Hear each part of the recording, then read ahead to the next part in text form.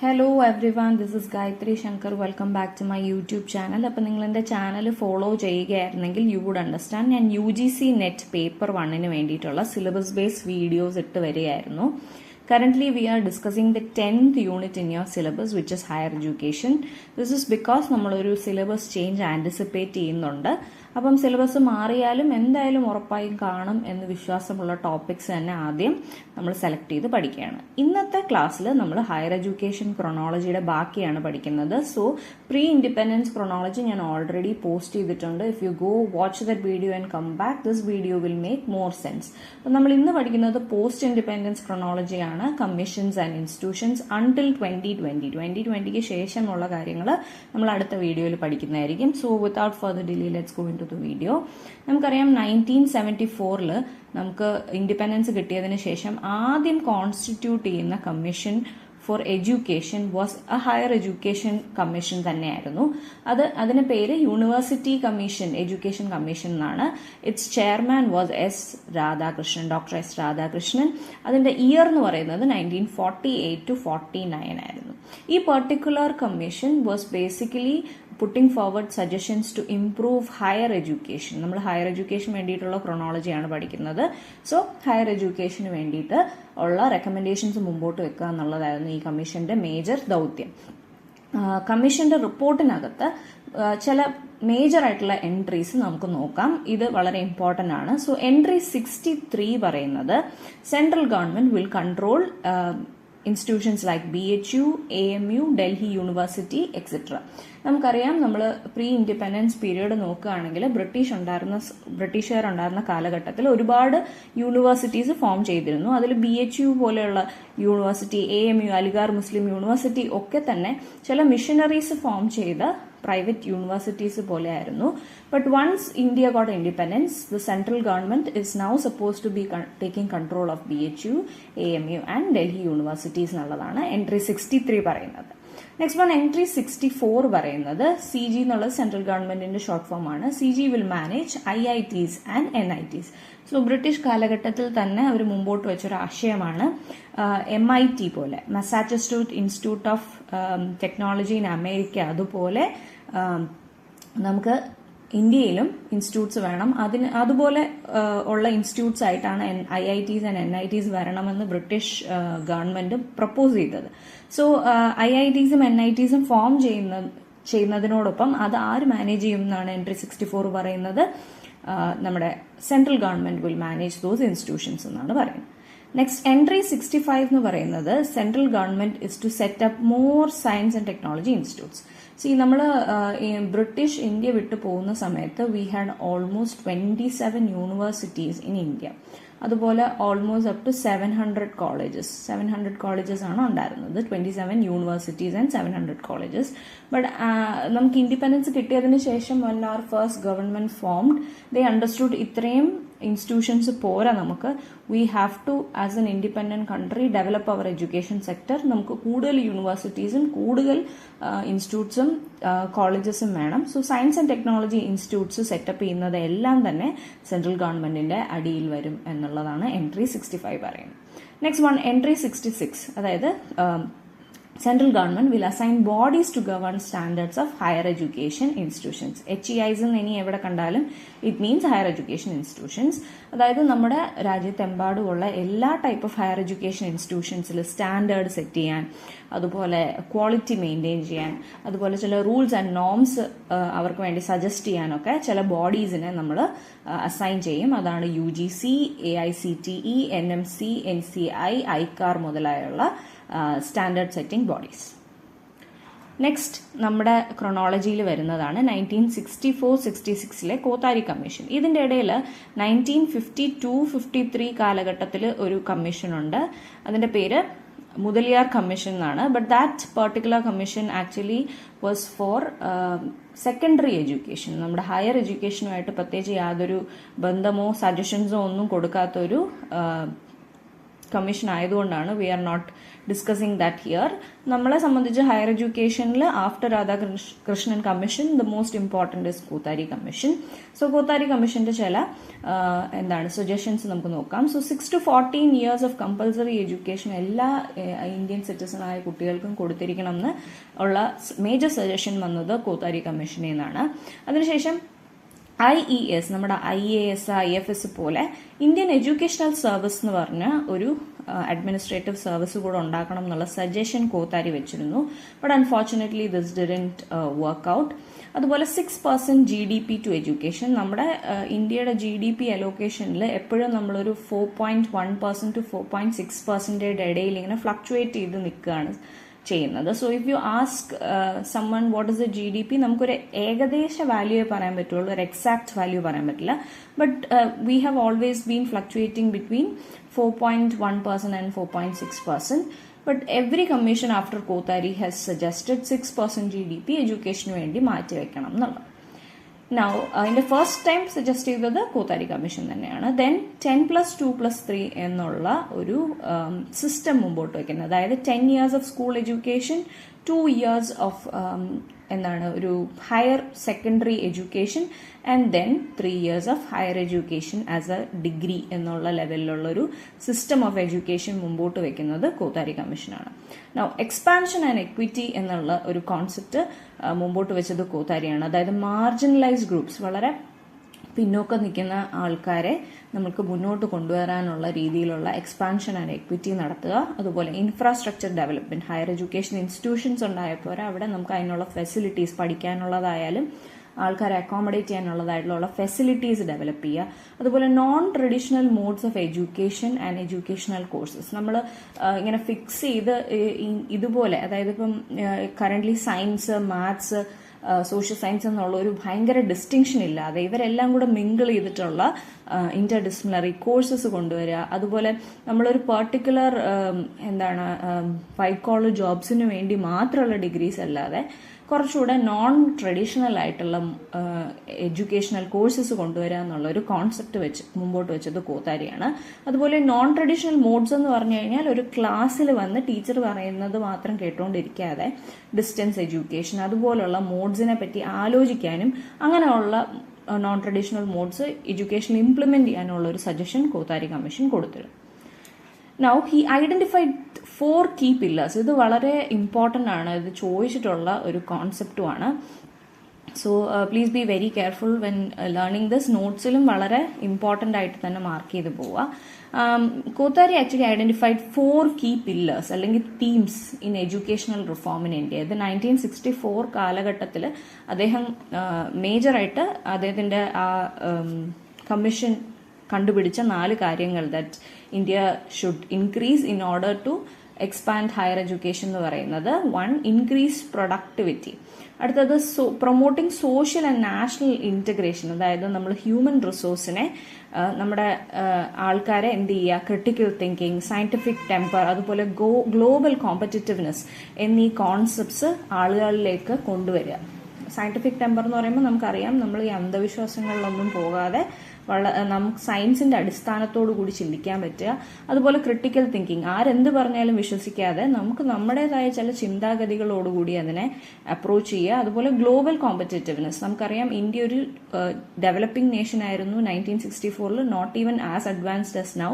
അപ്പം നമുക്ക് നമ്മുടെ ചുറ്റുമുള്ള ബാക്കിയുള്ള കൺട്രീസ് എങ്ങനെ പ്രവർത്തിക്കുന്നു അതിനോടൊപ്പം എത്താനുള്ള ഒരു കോമ്പറ്റേറ്റീവ് മൈൻഡ് ആൾക്കാരിൽ ഉണ്ടാക്കുക എന്നുള്ള പോയിന്റാണ് promoting social and national integration. അതുപോലെ ആക്സിലറേറ്റിംഗ് മോഡേണൈസേഷൻ, നമ്മൾ എന്ത് ചെയ്യുക, നമുക്കറിയാം നമുക്ക് ചില ട്രഡീഷണൽ വാല്യൂസിനോട് ഒരു അറ്റാച്ച്മെന്റ് കാണും. But keeping that intact we have to go forward in modernisation. അതായത് കമ്പ്യൂട്ടേഴ്സ് കൊണ്ടുവരിക, അതുവഴിയുള്ള റിസർച്ച് മുമ്പോട്ട് കൊണ്ടുപോവുക, അങ്ങനെയുള്ള കോൺസെപ്റ്റ്സ് ആണ് ആക്സിലറേറ്റിംഗ് മോഡേണൈസേഷൻ്റെ അടിയിൽ അദ്ദേഹം ഉദ്ദേശിച്ചത്. And finally cultivating social, moral and spiritual values. Whatever said and done, നമുക്ക് ഈ പ്രൊഡക്ടിവിറ്റി ഇൻക്രീസ് ചെയ്യുമ്പോഴും ആക്സിലറേഷൻ ഇൻക്രീസ് ചെയ്യുമ്പോഴും മോഡേണൈസേഷൻ ഇൻക്രീസ് ചെയ്യുമ്പോഴും ഒക്കെ തന്നെ നമ്മുടെ social and moral spiritual values നഷ്ടപ്പെടാതെ ഇതെല്ലാം അച്ചീവ് ചെയ്യുക എന്നുള്ള 4 പോയിന്റ്സ്, ഈ 4 കീ പില്ലേഴ്സ് എക്സാമിന് ചോദിച്ചു കണ്ടിട്ടുള്ള ഒരു കോൺസെപ്റ്റാണ്.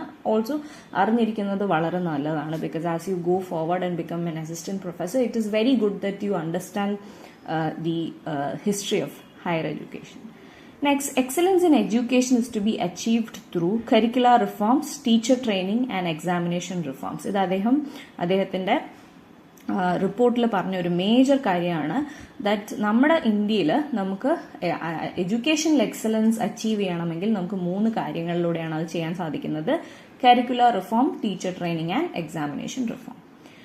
അദ്ദേഹം മറ്റൊരു കാര്യം കൂടെ സജസ്റ്റ് ചെയ്തിരുന്നു, വിച്ച് ഇസ് ഓട്ടോണമി. നമുക്ക് 3 രീതിയിൽ ഓട്ടോണമി കൊടുക്കേണ്ടി വരും ഹയർ എഡ്യൂക്കേഷൻ സെക്ടറിൽ. Administrative autonomy for the institution, financial autonomy for the institution, as well as academic autonomy for the students. ഇനി നമുക്ക് ഇതെല്ലാം എന്താണെന്നൊന്ന് ജസ്റ്റ് നോക്കിപ്പോവാം. സോ ഓട്ടോണമി അച്ചീവ് ചെയ്യാൻ നമ്മൾ എന്തൊക്കെ ചെയ്യണം? ഓട്ടോണമി എന്ന് പറയുമ്പോൾ 4 രീതിയിലുള്ള ഓട്ടോണമീസ് ആണ് വരുന്നത്. അതിൽ ഈ അഡ്മിനിസ്ട്രേറ്റീവ് ഓട്ടോണമി എന്ന് പറയുമ്പോൾ രണ്ടായിട്ട് നമുക്ക് സ്പ്ലിറ്റ് ചെയ്യാം. Organisational autonomy and staffing autonomy. അതായത് നമുക്ക് നമ്മുടെ പെർട്ടിക്കുലർ ഇപ്പോൾ ഒരു ഇൻസ്റ്റിറ്റ്യൂഷൻ ഉണ്ട് എന്ന് വിചാരിക്കുക. ആ കോളേജിന്റെ അക്കാഡമിക് ആൻഡ് അഡ്മിനിസ്ട്രേറ്റീവ് സ്ട്രക്ചർ, അവിടുത്തെ ലീഡേഴ്സിനെ തിരഞ്ഞെടുക്കുന്നത്, അവിടുത്തെ ഗവേണൻസ് റൂൾ എല്ലാം സെറ്റ് ചെയ്യാനുള്ള ഒരു സ്വയം പര്യാപ്തത ആ പെർട്ടിക്കുലർ ഇൻസ്റ്റിറ്റ്യൂഷൻ ഉണ്ടാക്കുക എന്നുള്ളതാണ് organisational autonomy. Then staffing autonomy, അതായത് ആ പെർട്ടിക്കുലർ ഇൻസ്റ്റിറ്റ്യൂഷൻ തന്നെ അതിന്റെ അക്കാഡമിക് ആൻഡ് നോൺ അക്കാഡമിക് സ്റ്റാഫിനെ റിക്രൂട്ട് ചെയ്യാനുള്ള ഒരു ഇൻഡിപെൻഡൻസ് കൊടുക്കുക എന്നുള്ളതാണ് സ്റ്റാഫിംഗ് ഓട്ടോണമി കൊണ്ട് ഉദ്ദേശിക്കുന്നത്.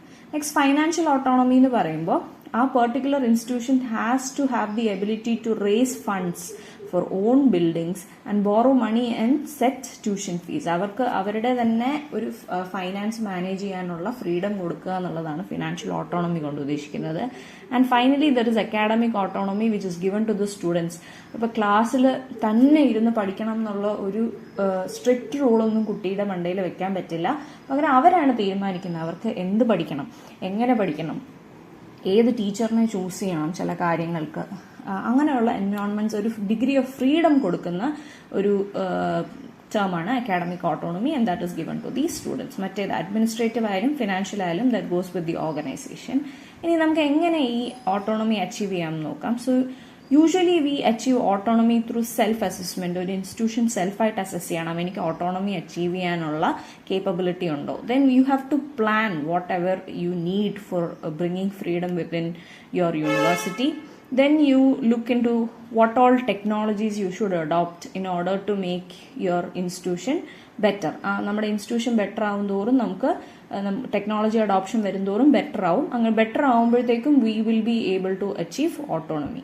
ദെൻ കരിക്കുലർ ഡെവലപ്മെന്റ്, സ്വന്തമായി കരിക്കുലം ഡെവലപ്പ് ചെയ്യാനുള്ള ഫെസിലിറ്റീസും അതിനുള്ള മാൻ പവറും ആ ഇൻസ്റ്റിറ്റ്യൂഷൻ ഉണ്ടോ എന്ന് ചെക്ക് ചെയ്യുക. ഫാക്കൽറ്റി ഡെവലപ്മെന്റ്, നമുക്ക് ടീച്ചേഴ്സിനെ റിക്രൂട്ട് ചെയ്താൽ മാത്രം പോരാ, നമ്മൾ ആസ് വി ഗോ ഫോർവേഡ് നമ്മൾ അവർക്ക് ഫാക്കൽറ്റി ഡെവലപ്മെന്റ് കൊടുക്കണം. Because we know the body of knowledge എന്ന് പറയുന്നത് കീപ്സ് ഓൺ ചേഞ്ചിങ്. അപ്പൊ അതിനകത്ത് വരുന്ന പുതിയ ചേഞ്ചസ് എന്തൊക്കെയാണ്, പുതിയ മാറ്റങ്ങൾ എന്തൊക്കെയാണ്, പുതിയ റിസർച്ചുകൾ എന്തൊക്കെയാണെന്ന് ഫാക്കൽറ്റി കൃത്യമായി അറിഞ്ഞിരുന്നാൽ മാത്രമേ ആ ഇൻസ്റ്റിറ്റ്യൂഷൻ്റെ അക്കാഡമിക് ലെവൽസ് ഇൻക്രീസ് ചെയ്യുള്ളൂ. അക്കാഡമിക് ലെവൽസ് ഇൻക്രീസ് ചെയ്താൽ മാത്രമേ അവിടെ ഓട്ടോണമി, നമുക്ക് അക്കാഡമിക് ഓട്ടോണമി ഉണ്ടെന്ന് പറയാൻ സാധിക്കുള്ളൂ. കാരണം ടീച്ചേഴ്സിന്റെ മൈൻഡ് സെറ്റ് മാറിയാൽ മാത്രമേ അവർ കുട്ടികളിലും അത് റിഫ്ലക്ട് ചെയ്യുള്ളൂ.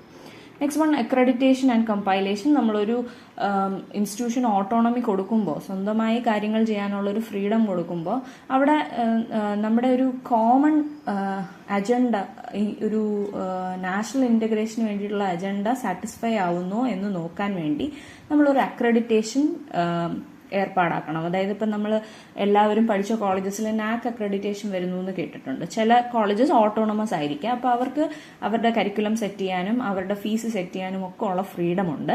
ബട്ട് അൺഫോർച്ചുനേറ്റ്ലി അങ്ങനെ ഒരു ഫ്രീഡം കൊടുക്കുമ്പോൾ there is also a chance that they might get carried away and not follow the essential quality or norms set by the UGC. അങ്ങനെയുള്ളൊരു സമയത്ത് നമ്മൾ accreditation and certain compliance norms നമ്മൾ set ചെയ്യുന്നു. Next one student സപ്പോർട്ടാണ്. നമ്മൾ കുട്ടികൾക്ക് student support ആവശ്യത്തിലധികം കൊടുത്താൽ മാത്രമേ നമുക്ക് അക്കാഡമിക് ഓട്ടോണമി അച്ചീവ് ചെയ്യാൻ സാധിക്കുകയുള്ളൂ. അവരുടെ ഡിസിഷൻസിനെയും അവരുടെ ഇൻട്രസ്റ്റിനെയും വാല്യൂ ചെയ്യണം. അതുപോലെ ഡേറ്റ ഡ്രിവൺ ഡിസിഷൻ മേക്കിംഗ് ആയിരിക്കണം ഒരു ഓട്ടോണമസ് ഇൻസ്റ്റിറ്റ്യൂഷൻ ഫോളോ ചെയ്യേണ്ടത്. ഓൺ എ പർട്ടിക്കുലർ ഡേ നമുക്കൊരു പുതിയ ഫിലോസഫി ഉണ്ടാക്കി മുമ്പോട്ട് പോകാൻ സാധിക്കില്ല. പകരം ഇത്രയും നാൾ എങ്ങനെ വന്നു, പാറ്റേൺസ് എങ്ങനെയാണെന്ന് റെക്കഗ്നൈസ് ചെയ്ത് മാത്രം നമുക്ക് മുമ്പോട്ട് പോകാൻ സാധിക്കുകയാണെങ്കിൽ ഓട്ടോണമി അച്ചീവ് ചെയ്യാൻ പറ്റുള്ളൂ. അതുപോലെ സ്റ്റേക്ക് ഹോൾഡർ എൻഗേജ്മെന്റ്സ്, പാരന്റ്സ്, ടീച്ചേഴ്സ്, അതുപോലെ സ്റ്റുഡൻസിനെ പറ്റിയിട്ട് കൃത്യമായിട്ട് മനസ്സിലാക്കുന്ന ഒരു ഇൻസ്റ്റിറ്റ്യൂഷൻ ആണെങ്കിൽ അവർക്ക് ഓട്ടോണമി കൃത്യമായി അച്ചീവ് ചെയ്യാൻ പറ്റുള്ളൂ. And continuous improvement is very much needed in part of the institution to achieve academic means autonomy in general. So next one Kothari commission പറഞ്ഞ മറ്റൊരു കാര്യമാണ് റിസർച്ച് ആൻഡ് ഇന്നോവേഷൻ. അതായത് research centres collaborating with industries and problem based learning projects കുട്ടികളുടെ ഇടയിൽ കൊണ്ടുവരിക എന്നുള്ള ഒരു input കൊടുത്തതും കോത്താരി കമ്മീഷനാണ്. നെക്സ്റ്റ് നമ്മുടെ ക്രൊണോളജിയിൽ വരുന്നത് 1962 നീപ്പയാണ്. NIEPA actually in 1962 was not known as NIEPA but as Asian regional centre for educational planners and administrators. Asian regional centre for educational planners and administrators എന്നറിയപ്പെട്ടിരുന്ന ഒരു ഇൻസ്റ്റിറ്റ്യൂഷൻ ആയിരുന്നു. അത് യുനെസ്കോയുടെ കീഴിലായിരുന്നു. കുറച്ച് കഴിഞ്ഞപ്പോൾ അത് ഇന്ത്യ ഏറ്റെടുക്കുകയും അതിന്റെ പേര് നീപ്പ എന്നാക്കുകയും ചെയ്തു. National institute for educational planning and administration ആക്കി. പക്ഷെ in a later phase they change that into NUEPA, NUEPA, where U stands for university. അതൊരു യൂണിവേഴ്സിറ്റി ആയിട്ട് കൺസിഡർ ചെയ്തു. ബട്ട് കറന്റ്ലി 2020 നമ്മുടെ മിനിസ്ട്രി ഓഫ് എഡ്യൂക്കേഷൻ വന്നപ്പോൾ it again changed the name of NUPA to NEPA. It is currently now National Institute of Educational Planning and Administration. അത് 2006 deemed university ആയിട്ട് പ്രഖ്യാപിക്കപ്പെട്ട ഒരു ഇൻസ്റ്റിറ്റ്യൂഷനാണ്. 1968 NPE1 എന്ന് പറയുമ്പോൾ നമ്മുടെ ആദ്യത്തെ നാഷണൽ പോളിസി ഓൺ എഡ്യൂക്കേഷൻ വരെയാണ്. ആ പെർട്ടിക്കുലർ പോളിസിയുടെ ഒരു അണ്ടർലൈങ് പ്രിൻസിപ്പിൾ എന്ന് പറഞ്ഞാൽ നമ്മുടെ India as a whole needs radical restructuring in terms of education. ഇതിനകത്ത് ഹയർ എഡ്യൂക്കേഷൻ മാത്രമല്ല എല്ലാ എഡ്യൂക്കേഷനും ഇൻവോൾവ് ആണ്. But the whole system of education in India needs radical restructuring എന്ന് പറഞ്ഞ ഒരു particular national policy on education ആയിരുന്നു 1968. നമുക്ക് കറന്റ്ലി ആകെ 3 നാഷണൽ എഡ്യൂക്കേഷൻ പോളിസീസ് ആണ് ഉണ്ടായിട്ടുള്ളത്. So one is in 1968, then next one is in 1986. ഇത് തിരിച്ചിട്ടാൽ മതി 1986. And currently 2020 NEP policy. അതിനുശേഷം 1969 JNU സ്ഥാപിക്കുന്നു. Then 1976 education comes into the concurrent ലിസ്റ്റിലേക്ക് എഡ്യൂക്കേഷനെ മാറ്റുന്നു. സോ കൺകറന്റ് ലിസ്റ്റ് എന്ന് പറയുമ്പോൾ both state and central government has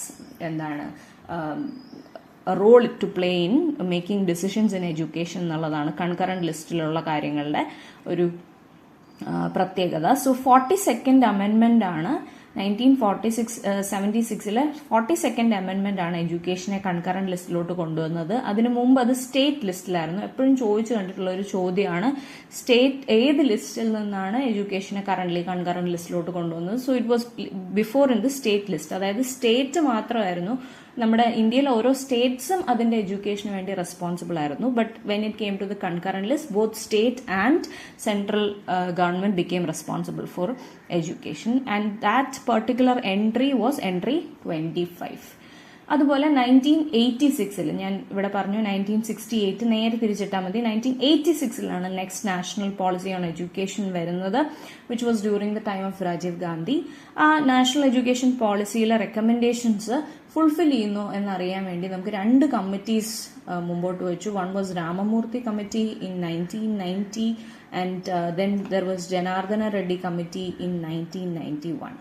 അതായത് രാമമൂർത്തി കമ്മിറ്റി അതിന്റെ റിപ്പോർട്ട് കംപ്ലീറ്റ് ചെയ്യുന്നതിന് മുമ്പേ തന്നെ ജനാർദ്ദന റെഡ്ഡി കമ്മിറ്റീനെയും അവര് എന്ത് ചെയ്തു, ഹോസ്റ്റ് ചെയ്തു. 2 പേരുടെ റിപ്പോർട്ട്സ് ഏകദേശം ഒരേ സമയം വരികയും ആ 2 റെക്കമെൻഡേഷൻസും ഇംപ്ലിമെന്റ് ആകുന്നുണ്ടോ അല്ലെങ്കിൽ അതിലെന്തെങ്കിലും ചേഞ്ച് വരുത്തണോ എന്നുള്ള കാര്യങ്ങളാണ് ഈ particular committees said about NPE 1986. ഇനി ഈ 2 റിപ്പോർട്ട്സും വന്നു കഴിഞ്ഞപ്പോൾ അതിന്റെ സജഷൻസിനെ ബേസ് ചെയ്ത് we had something called POA or plan of action which was implemented in 1992. അതായത് ഈ രാമമൂർത്തി കമ്മിറ്റിയും ജനാർദ്ദന റെഡ്ഡി കമ്മിറ്റിയും പറഞ്ഞ സജഷൻസ് ഇംപ്ലിമെന്റ് ചെയ്ത ഒരു NPE 1986ന്റെ ഒരു സെക്കൻഡ് പാർട്ട് എന്ന് വേണമെങ്കിൽ പറയാം is plan of action. So അതിനകത്ത് ഓപ്പൺ ആൻഡ് ഡിസ്റ്റൻസ് യൂണിവേഴ്സിറ്റീസ് കൊണ്ടുവരിക, വൊക്കേഷണലൈസേഷൻ ഓഫ് സെക്കൻഡറി എഡ്യൂക്കേഷൻ, അതുപോലെ എക്സാംസ് ഫോർ ഫാക്കൽറ്റി, നമ്മളിപ്പോൾ ഈ എഴുതിക്കൊണ്ടിരിക്കുന്ന നെറ്റ് സെറ്റ് അതുപോലുള്ള എക്സാംസ് കൊണ്ടുവരിക എന്നുള്ളൊരു നോം കൊണ്ടുവന്നത് POA ആണ്. അതുപോലെ അക്കാഡമിക് സ്റ്റാഫ് കോളേജസ് എന്ത് ചെയ്യുക, മുമ്പോട്ട് വയ്ക്കുക. അതായത് ഇപ്പം നമ്മുടെ ടീച്ചേഴ്സ് തന്നെ നമുക്കറിയാം, ഈ കോളേജസിലൊക്കെ ഉള്ള ടീച്ചേഴ്സ് ഇടയ്ക്കൊരു 2 to 3 വീക്സ് അവർ അക്കാഡമിക് സ്റ്റാഫ് കോളേജിൽ ട്രെയിനിങ്ങിന് പോകുന്നതായിട്ട് കേട്ടിട്ടുണ്ട്. So these are colleges where already recruited teachers undergo ഒരു ഇൻ സർവീസ് ട്രെയിനിങ്. അതുപോലെ ടീച്ചർ പെർഫോമൻസ് അപ്രൈസൽ, അവരുടെ പെർഫോമൻസിന് അനുസരിച്ചുള്ള ഒരു അപ്രൈസൽ അവർക്ക് കൊടുക്കുക. അതിനോടൊപ്പം അവരുടെ പെർഫോമൻസ് അപ്രൈസ് ചെയ്യാൻ വേണ്ടിയിട്ടുള്ള എല്ലാ രീതിയിലുള്ള ഫെസിലിറ്റീസും പ്രൊവൈഡ് ചെയ്യുക. അതുപോലെ state council for higher education നമുക്കുണ്ട്, നമ്മുടെ കേരളത്തിന് കേരള ഹയർ എഡ്യൂക്കേഷൻ കൗൺസിൽ എന്ന് പറഞ്ഞൊരു കൗൺസിലുണ്ട്. സോ അങ്ങനെയുള്ള കൗൺസിൽസ് എല്ലാ സ്റ്റേറ്റിലും കൊണ്ടുവരിക എന്നുള്ളൊരാശയം മുമ്പോട്ട് വന്നു. അതുപോലെ ഓട്ടോണമസ് കോളേജസ് ഡെവലപ്പ് ചെയ്യുക എന്നുള്ള ഇത്രയും ആശയങ്ങളാണ് പ്ലാൻ ഓഫ് ആക്ഷൻ 1992 മുമ്പോട്ട് വെച്ചത്. അതിനുശേഷം വന്ന 1993 ഒരു കമ്മിറ്റിയാണ് ജ്ഞാനം കമ്മിറ്റി.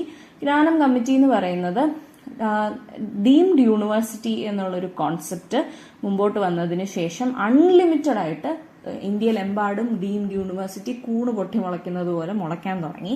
അപ്പോൾ അതിന്റെ ഗ്രോത്തിനെ ചെക്ക് ചെയ്യാൻ വേണ്ടിയിട്ടും അതിനെ ലിമിറ്റ് ചെയ്യാനുള്ള സജഷൻസ് തരാൻ വേണ്ടിയിട്ടുമാണ് 1993 ജ്ഞാനം കമ്മിറ്റി വരുന്നത്.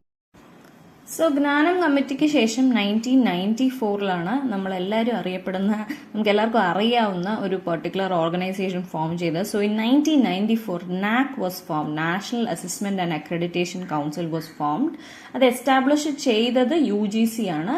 അതുപോലെ അതിന്റെ ഹെഡ് ക്വാർട്ടേഴ്സ് എന്ന് പറയുന്നത് ബാംഗ്ലൂർ, കർണാടകയിലാണ്. സോ NAAC എസ്റ്റാബ്ലിഷ് ചെയ്ത് എന്തിനാണെന്ന് വെച്ചാൽ നമുക്കറിയാം, ഞാൻ നേരത്തെ പറഞ്ഞു 700ഓളം യൂണിവേഴ്സിറ്റീസ് ആണ് ബ്രിട്ടീഷുകാരുടെ പീരീഡിൽ ഉണ്ടായിരുന്നത്. But we made more institutions so that നമ്മുടെ ഇന്ത്യയിലുള്ള എല്ലാവർക്കും പഠിക്കാൻ മാത്രമുള്ള ഇൻസ്റ്റിറ്റ്യൂഷൻസ് ഉണ്ടാവുക എന്നുള്ളൊരു കോൺസെപ്റ്റിൽ ഒരുപാട് ഇൻസ്റ്റിറ്റ്യൂഷൻസിന് പെർമിഷൻ കൊടുക്കുകയും അവർ എസ്റ്റാബ്ലിഷ് ചെയ്യുകയും ചെയ്തു. പക്ഷെ ഈ ഇൻസ്റ്റിറ്റ്യൂഷൻസ് ശരിക്കും നമ്മുടെ നേഷന് വേണ്ടിയിട്ടുള്ള ഗ്രോത്തിനായിട്ടുള്ള കാര്യങ്ങൾ ചെയ്യുന്നുണ്ടോ, നമ്മളൊരു ആസ് എ ഇൻസ്റ്റിറ്റ്യൂഷൻ അത് ക്വാളിറ്റി മെയിൻറ്റെയിൻ ചെയ്യുന്നുണ്ടോ എന്നുള്ള കാര്യങ്ങൾ ഗവേൺ ചെയ്യാൻ വേണ്ടിയിട്ടാണ് NAC അവർ ഇംപ്ലിമെന്റ് ചെയ്യുന്നത്. So it is actually to assess and accredit institutions. അതായത് നല്ല ക്വാളിറ്റി ഉണ്ടെങ്കിൽ മാത്രമേ NAAC അക്രഡിറ്റ് ചെയ്യുള്ളൂ. NAAC അക്രഡിറ്റ് ചെയ്താൽ മാത്രമേ അവിടുത്തെ ടീച്ചേഴ്സിന് UGC സെറ്റ് സാലറി കിട്ടുള്ളൂ. അതുപോലെ UGCയുടെ നോംസ് പാലിക്കപ്പെടുന്നു എന്നുള്ളതിന്റെ ഒരു റീഅഫർമേഷൻ ആയിരുന്നു NAAC അക്രഡിറ്റേഷൻ. NAAC അക്രഡിറ്റഡ് ആയിട്ടുള്ള യൂണിവേഴ്സിറ്റീസ് അല്ലെങ്കിൽ ഇൻസ്റ്റിറ്റ്യൂഷൻസിന് മാത്രമേ UGC ഫണ്ടിങ് കൊടുക്കുകയുള്ളൂ എന്നുള്ള ഒരു കോൺസെപ്റ്റും വന്നത് 1994. So promote quality assurance and improvement in higher education എന്നുള്ള കോൺസെപ്റ്റോട് കൂടി NAAC 1994 വരുന്നു. സോ ഇനി നമുക്ക് NAACനെ പറ്റിയിട്ടുള്ള ചില കാര്യങ്ങൾ നോക്കാം, because this is also asked in paper 1. So NAAC എന്ന് പറയുന്ന ഒരു വോളണ്ടറി ഓട്ടോണമസ് ബോഡിയാണ് under UGC. So 7 criteria base ചെയ്തിട്ടാണ് NAAC അതിന്റെ അസസ്മെന്റ് നടത്തുന്നത്. അതിൽ ഏറ്റവും ഇമ്പോർട്ടന്റ് ആയിട്ടുള്ള ഫസ്റ്റ് ക്രൈറ്റീരിയ, ഏറ്റവും കൂടുതൽ വെയിറ്റേജ് കിട്ടുന്ന ഫസ്റ്റ് ക്രൈറ്റീരിയ കരിക്കുലർ ആസ്പെക്ട്സ് ആണ്. Then teaching, learning and evaluation. Next one is research, innovation and extension. Fourth one is infrastructure and learning resources. Fifth one is student support and progression.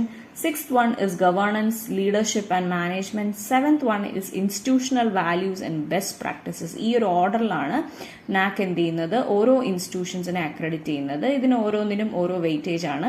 But ഏറ്റവും important ആയിട്ട് consider ചെയ്യുന്നത് curricular aspects ആണ്. എല്ലാ ഇൻസ്റ്റിറ്റ്യൂഷൻസിനെയും grade ചെയ്യുന്നത് A++ മുതൽ D വരെയുള്ള grades ആണ് കൊടുക്കുന്നത്. 4 CGPA എന്ന് പറഞ്ഞൊരു ഗ്രേഡ് പോയിന്റിനകത്ത് വെച്ചിട്ടാണ് ഓരോ ഇൻസ്റ്റിറ്റ്യൂഷനും A++, D, B++, A അങ്ങനെയുള്ള ഗ്രേഡ്സ് കൊടുത്തു പോകുന്നത്. So uses ICT enabled tools and peer team evaluation. അതായത് ഒരു പെർട്ടിക്കുലർ ടീം ഓഫ് നാക്ക് വന്ന് നമ്മുടെ ഇൻസ്റ്റിറ്റ്യൂട്ട് വിസിറ്റ് ചെയ്യും. അതല്ലാതെ നമ്മുടെ ഇൻസ്റ്റിറ്റ്യൂഷനിൽ നിന്ന് ചില കാര്യങ്ങൾ ഡോക്യുമെന്റ് ചെയ്ത് അപ്ലോഡ് ചെയ്യും on the NAAC site using ICT. അപ്പം അതും അവർ ചെക്ക് ചെയ്യും. ഇത് എല്ലാം ചെക്ക് ചെയ്തതിന് ശേഷം അതിലുള്ള അസസ്മെന്റിൽ നിന്നാണ് ഒരു അക്രഡിറ്റഡ് ഗ്രേഡ് കൊടുക്കുന്നത്. But actually currently national accreditation council NAAC എന്ന് പറയുന്ന കോൺസെപ്റ്റ് ഡിസോൾവ് ആവാറായിട്ടിരിക്കുകയാണ് 2020 ആസ് NEP കംസ്. നമുക്ക് ആ NEP പറ്റിയിട്ട് മാത്രമായിട്ട് ഞാൻ ഒരു വീഡിയോ നെക്സ്റ്റ് ക്ലാസ്സിൽ ഇടുന്നുണ്ട്. സോ അതിൽ യു വിൽ അണ്ടർസ്റ്റാൻഡ് ഇത്രയും നാളുണ്ടായിരുന്ന എല്ലാ ബോഡീസും is now going to dissolve and become new bodies. അങ്ങനെ ഉള്ള ഒരു സാഹചര്യത്തിൽ ഇപ്പൊ ഈ A++, B++ എന്നുള്ള ഗ്രേഡ് കൊടുക്കൽ ഇനി അങ്ങോട്ട് ഉണ്ടാവില്ല. പകരം നമുക്കൊരു ബൈനറി സിസ്റ്റം ആയിരിക്കും ഉണ്ടാകുന്നത്. ദാറ്റ് ഒരു പെർട്ടിക്കുലർ ഇൻസ്റ്റിറ്റ്യൂഷനിൽ ചെല്ലുന്നു, അവരുടെ ക്രെഡിബിലിറ്റീസ് ചെക്ക് ചെയ്തതിന് ശേഷം യു ഗിവ് ദം അക്രഡിറ്റഡ് അല്ലെങ്കിൽ നോൺ അക്രഡിറ്റഡ്. അക്രഡിറ്റഡ് എന്ന് പറയും, അല്ലെങ്കിൽ നോൺ അക്രഡിറ്റഡ് എന്ന് പറയും. അക്രഡിറ്റഡ് എന്ന് പറയുകയാണെങ്കിൽ then it is acceptable by the UGC based on their norms. അപ്പം അതിനുള്ള ഫണ്ടിങ് കൊടുക്കാൻ അർഹതയുണ്ട് എന്നുള്ളത് അക്രഡിറ്റഡ് എന്ന് മാറും. നോൺ അക്രഡിറ്റഡ് ആണെങ്കിൽ UGC അതിന്റെ ഫണ്ടിങ് ഒന്നും കൊടുക്കില്ല.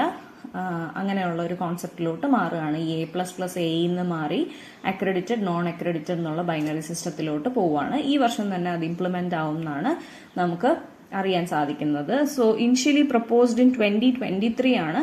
ആൻഡ് ഒരു പൈലറ്റ് സ്റ്റഡി നടന്നു കഴിഞ്ഞു സെലക്ടഡ് ഇൻസ്റ്റിറ്റ്യൂഷൻസിൽ. 2024 മേയ്ക്ക് ശേഷമുള്ള അങ്ങോട്ടുള്ള അക്രഡിറ്റേഷൻസ് എല്ലാം ഇങ്ങനെ ആയിരിക്കും എന്നാണ് സോഴ്സസ് പറയുന്നത്. ബട്ട് ഒരു first accreditation of the binary system എവിടെയെങ്കിലും വന്നതായിട്ട് ഓൺലൈനിലൊന്നും കാണാനില്ല.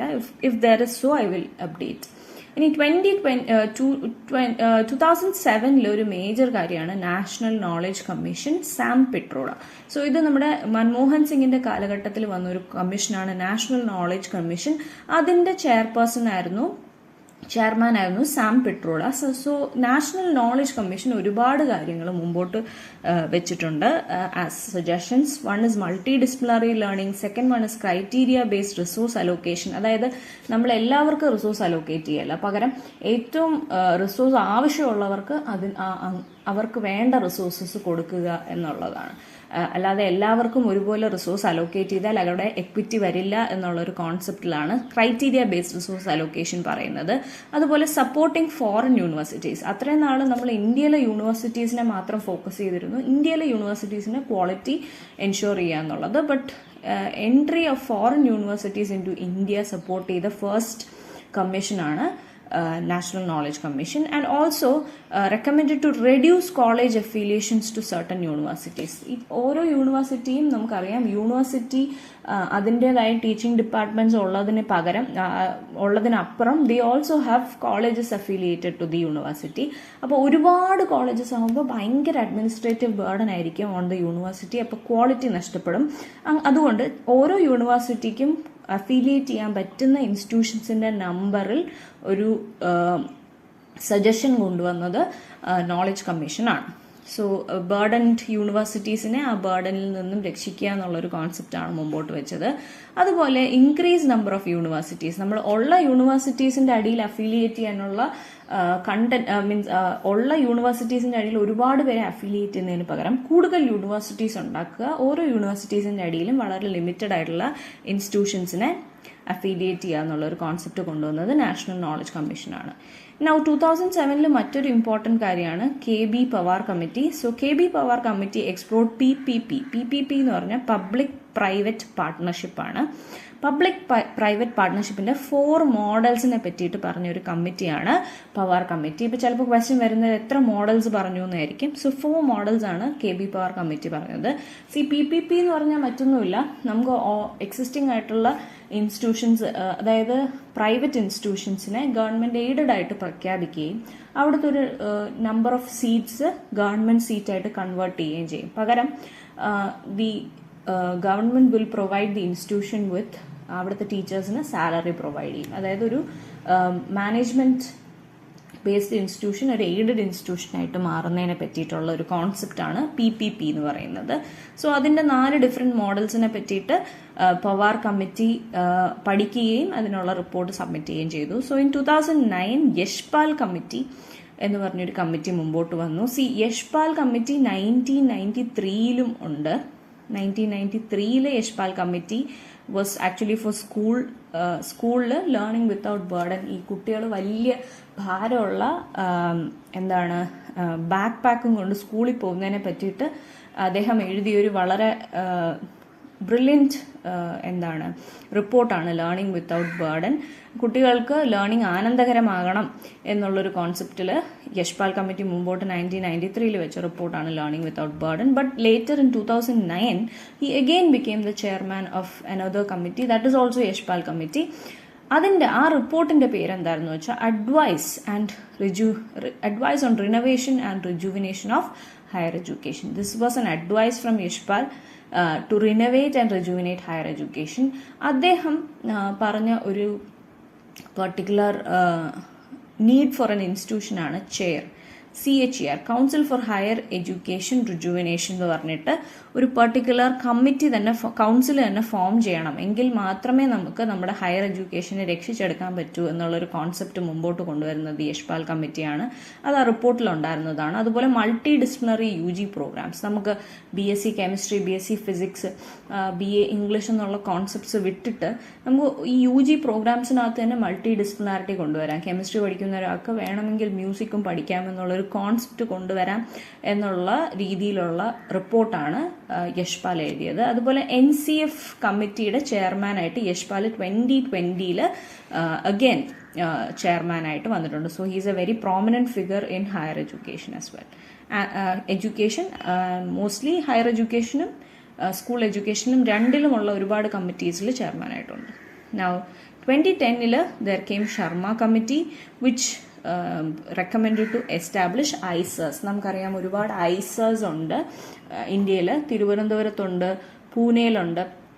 ICER is a very eminent academic institution. അവിടെ ഒരുപാട് സയൻസ് റിസർച്ചിന് വേണ്ടിയിട്ടുള്ള ഭയങ്കര സ്കോപ്പും, അതുപോലെ it is A central government funded institution ആയതുകൊണ്ട് തന്നെ ഭയങ്കര ഇലാബറേറ്റ് ആയിട്ടുള്ള റിസോഴ്സസും ഉള്ള ഒരു ഇൻസ്റ്റിറ്റ്യൂഷനാണ്. സോ അത് എസ്റ്റാബ്ലിഷ് ചെയ്യണം, അതിലൂടെ സയൻസ് എഡ്യൂക്കേഷനെ നമുക്ക് ഇംപ്രൂവ് ചെയ്യണം എന്ന് പറഞ്ഞ ഒരു കമ്മിറ്റിയാണ് Sharma committee. In 2010 it recommended ICERs. എനിക്ക് തോന്നുന്നു 2013 ഒക്കെ ആയപ്പോഴത്തേക്കും ICERs were established all over India.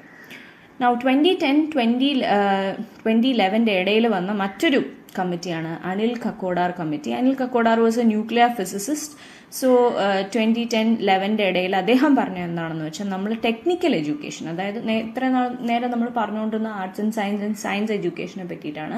But technical educations IITസിലും NITസിലും ഉള്ള ടെക്നിക്കൽ എഡ്യൂക്കേഷൻ നമ്മൾ ഇംപ്രൂവ് ചെയ്യണമെങ്കിൽ നമ്മൾ 2% ഫണ്ടെങ്കിലും ഇൻസ്റ്റിറ്റ്യൂഷന് കൊടുക്കുന്ന മൊത്തം ഫണ്ടിൽ നിന്ന് 2% ഫണ്ടെങ്കിലും നമ്മൾ റിസർച്ചിന് വേണ്ടി മാറ്റി വെക്കണം എന്നുള്ളതാണ് അനിൽ കക്കോഡാർ പറഞ്ഞത്. അതുപോലെ അദ്ദേഹം പറഞ്ഞു നമ്മുടെ ഇന്ത്യയുടെ കറണ്ട് റിസർച്ച് ആൻഡ് ഡെവലപ്മെന്റിന് വേണ്ടി മാറ്റിവെക്കുന്ന GDP വളരെ കുറവാണ്, അതും കൂട്ടണം എന്നുള്ളൊരു റിക്വസ്റ്റ് അദ്ദേഹം മുമ്പോട്ട് വെച്ചു. കറന്റ് ഞാൻ ഈ പറഞ്ഞിരിക്കുന്ന line is actually based on 2020 results വെച്ചിട്ടാണ് പറയുന്നത്. GDP കറന്റ്ലി 2020 പോലും നമ്മൾ യൂസ് ചെയ്യുന്ന റിസർച്ച് ആൻഡ് ഡെവലപ്മെന്റിന് വേണ്ടി ഇന്ത്യ മാറ്റിവെക്കുന്ന GDP വെറും 0.65% ആണ്, അണ്ടർ 1% ആണ്. ബട്ട് അതിൽ നിന്നും കൂടിയാൽ നമ്മുടെ ഇന്ത്യക്ക് India as a nation will progress എന്നുള്ളൊരു കോൺസെപ്റ്റ് മുമ്പോട്ട് ആദ്യമായിട്ട് വെക്കുന്നത് അനിൽ കക്കോഡാർ കമ്മിറ്റിയാണ്. So then in 2013 there was something introduce called RUSA, Rashtriya Uchchatar ശിക്ഷ അഭിയാൻ. അപ്പം നിങ്ങൾ എഡ്യൂക്കേഷൻ പഠിച്ചിട്ടുള്ള ഒരാളാണെങ്കിൽ അറിയായിരിക്കും, ഒരു സെറ്റ് ഓഫ് പ്രോഗ്രാംസ് ഒരു വരി പോലെ, ഒരു സ്ട്രീക്ക് പോലെ വരികയായിരുന്നു. So there was DPEP, then there was RMSA, and അതിന് എൻ്റെ നെക്സ്റ്റ് സ്റ്റെപ്പായിട്ട് 2013 ഇംപ്ലിമെന്റ് ചെയ്തതാണ് RUSA. So ministry of education ഇന്ത്യയാണ് RUSA മോണിറ്റർ ചെയ്യുന്നത്. സെൻട്രലി സ്പോൺസേർഡ് സ്കീമാണ്, സെൻട്രൽ ഗവൺമെന്റ് ആണ് സ്പോൺസർ ചെയ്യുന്നത്, സ്റ്റേറ്റും ഷെയർ ചെയ്യുന്നുണ്ട് കുറച്ച് ഫണ്ട്. സോ മേജർലി അതിന്റെ എന്താണ് അതിൻ്റെ ഒരു ഫോക്കസ് എന്ന് പറയുന്നത് is to improve access, equity and quality of higher education institutions. Public ഇൻസ്റ്റിറ്റ്യൂഷൻസിന് ഫണ്ട് കൊടുക്കുക, അവരെ അപ്ലിഫ്റ്റ് ചെയ്ത് കൊണ്ടുവരിക. അതുപോലെ support infrastructure, facility, accreditation and governance reforms. അതുപോലെ focus on state universities and colleges. State governments own ചെയ്യുന്ന കോളേജസിനെയും ഇൻസ്റ്റിറ്റ്യൂട്ട്സിനെയും പ്രൊമോട്ട് ചെയ്യാം. അതുപോലെ പ്രൊമോട്ട് ഓട്ടോണമി. ഓട്ടോണമി എന്താണെന്ന് നമ്മൾ പഠിച്ചു കഴിഞ്ഞു. അത് എല്ലാ ലെവൽസിലും ഓട്ടോണമി അച്ചീവ് ചെയ്യാൻ വേണ്ടിയിട്ട് നമുക്ക് ഏറ്റവും ആവശ്യമുള്ളത് ഇൻഫ്രാസ്ട്രക്ചറും അതുപോലെയുള്ള ഹ്യൂമൻ റിസോഴ്സും ആണ്. അതിന് വേണ്ടിയിട്ടുള്ള ഫണ്ട്സ് അലോക്കേറ്റ് ചെയ്യുക. അതുപോലെ ഔട്ട്കം ബേസ്ഡ് എഡ്യൂക്കേഷന് വേണ്ടിയിട്ട് ഫണ്ടിങ് കൊടുക്കുക. അഫിലിയേറ്റിംഗ് യൂണിവേഴ്സിറ്റി റിഫോംസ്, അതായത് യൂണിവേഴ്സിറ്റി ബാക്കിയുള്ള ആൾക്കാരെ ബാക്കിയുള്ള കോളേജസിനെ അഫിലിയേറ്റ് ചെയ്യുന്നതിന് ഉള്ള കാര്യങ്ങൾക്ക് വേണ്ടിയിട്ടുള്ള നോംസ് റിഫോം ചെയ്യുക. അതുപോലെ എംഫസൈസ് ഓൺ എക്വിറ്റി. ബാക്ക്വേർഡ് കാസ്റ്റിലുള്ളവർ അല്ലെങ്കിൽ അൺഡിസേർവ്ഡ് റീജിയൻസിലുള്ളവർ, ചില പെർട്ടിക്കുലർ ജെൻഡറിലുള്ള ആൾക്കാരെയൊക്കെ അപ്ലിഫ്റ്റ് ചെയ്ത് കൊണ്ടുവരിക. And it also encourages accreditation through NAAC. ഇനി റൂസയുടെ ഫണ്ട്. റൂസ ഇസ് ആക്ച്വലി ഒരു ഫണ്ട് കൊടുക്കുന്ന ഏജൻസിയാണ് majorly. It also give some suggestions for higher education. പക്ഷേ റൂസയുടെ ഫണ്ട് കിട്ടണമെങ്കിൽ you will have to go through NAAC accreditation. എങ്കിൽ മാത്രമേ it is a prerequisite for funding from RUSA. ഇനി RUSA 2013 form ചെയ്തു. But RUSA 2.0 it was again നമ്മൾ ഓരോ version of നമ്മുടെ ഫോണൊക്കെ അപ്ഡേറ്റ് ചെയ്യൂലേ, അതുപോലെ RUSA was also updated in 2021-2026 വരെ ഇറ്റ് വിൽ സ്റ്റേ. സോ അതാണ് ആ പീരീഡ് അകത്ത് നിൽക്കാൻ വേണ്ടിയിട്ടുള്ള ഒരു പുതിയ എഡിഷനായിട്ട് റൂസ 2.0 എന്ന് പറഞ്ഞ് ഇറക്കി. So that basically focuses on digital learning, research, ranking improvements, ഉള്ള യൂണിവേഴ്സിറ്റീസിന്റെ റാങ്ക് ഇംപ്രൂവ് ചെയ്യുക. അതുപോലെ എക്വിറ്റി ബേസ്ഡ് സപ്പോർട്ട്. നമുക്ക് ഓരോ യൂണിവേഴ്സിറ്റിക്കും ആവശ്യമായുള്ള കാര്യങ്ങൾ കൊടുത്ത് അവരെ അപ്ലിഫ്റ്റ് ചെയ്യുക. അല്ലാതെ എല്ലാവർക്കും എല്ലാം കൊടുത്തിട്ട് കാര്യമില്ലല്ലോ. ആവശ്യമുള്ള കാര്യങ്ങൾ കൊടുത്ത് അവരെ അപ്ലിഫ്റ്റ് ചെയ്യുക. ഈ പറയുന്നതെല്ലാം state owned government colleges and യൂണിവേഴ്സിറ്റീസിനെ പറ്റിയിട്ടാണ്. RUSA is not funding any kind of private institutions.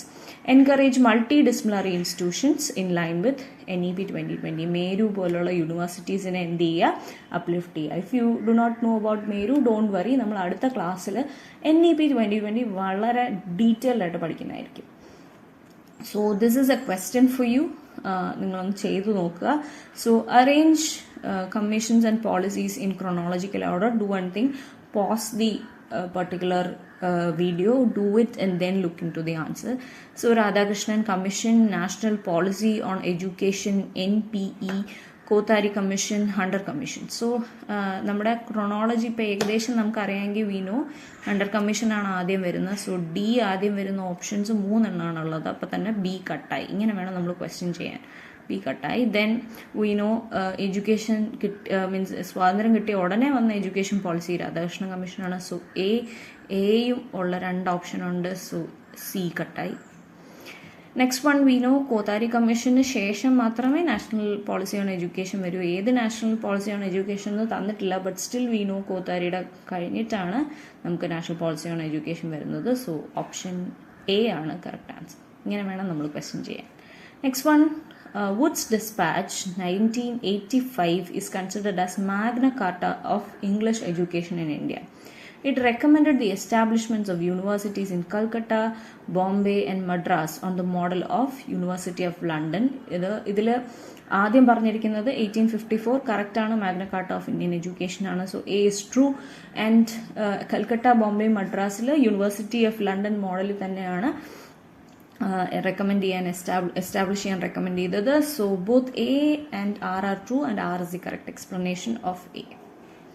Now, which is not recommended by Kothari? Kothari commission recommend ചെയ്യാത്തത് എന്തെന്നാണ് ചോദിച്ചിരിക്കുന്നത്. Common school system, 10+2+3 system, emphasis on moral value and education, establishment of IITs. Establishment of IITs നമ്മുടെ Kothari commission അല്ല. Actually it is one among the recommendations under Radhakrishnan commission. So answer is not ആണ്. ഇതുപോലുള്ള statements നോക്കണം. അവർ ഡാക്കൻ ചെയ്ത് തന്നിരിക്കുമ്പോൾ നമ്മളത് വായിച്ചില്ലെങ്കിൽ നമുക്കറിയാവുന്നൊരു question തെറ്റിപ്പോകും. Now, NAC is an autonomous body established by which of the following organizations to assess and accredit institutions in higher education? NAC ഈ പറയുന്ന ഓരോ ഏജൻസിയുടെ അടിയിൽ ഏതിലാണ് വരുന്നത്? So AICT, ministry of education, UGC, national testing agency. എന്തായാലും national testing ഏജൻസിയുടെ അടിയിൽ NAC വരില്ല. സോ UGCയുടെ അടിയിലാണ് NAC വരുന്നത്. അത് നമ്മളിപ്പം പഠിച്ച കാര്യമാണ്. So that's it for today from my side. Thank you. I hope you learned something new from this video. So stay tuned. There are more videos to come. അപ്പോൾ ഇനി നമ്മൾ നെക്സ്റ്റ് നമ്മളിപ്പോൾ 2013 വരെയുള്ള കാര്യങ്ങളാണ് പറഞ്ഞത് ഇൻ ഹയർ എഡ്യൂക്കേഷൻ ക്രോണോളജി. ഇനി next നമ്മൾ സംസാരിക്കാൻ പോകുന്നത് NEP 2020 പറ്റിയാണ്. That is going to be a very big video because നമുക്ക് എല്ലാവർക്കും അറിയാം നമ്മളിപ്പോൾ അതിനെ ബേസ് ചെയ്താണ് മുമ്പോട്ട് പോകുന്നത്. നമ്മുടെ NTA ക്വസ്റ്റ്യൻസ്, പേപ്പർ 1 ക്വസ്റ്റ്യൻസ് ഒരുപാട് NEP ആയിട്ട് റിഫ്ലക്ട് ചെയ്ത് വരുന്ന ക്വസ്റ്റ്യൻസ് ഉണ്ട്. So let us look in detail about NEP in the next class. So till then, stay tuned, live, laugh and keep learning with me, Gayatri Shankar, here on YouTube. Bye.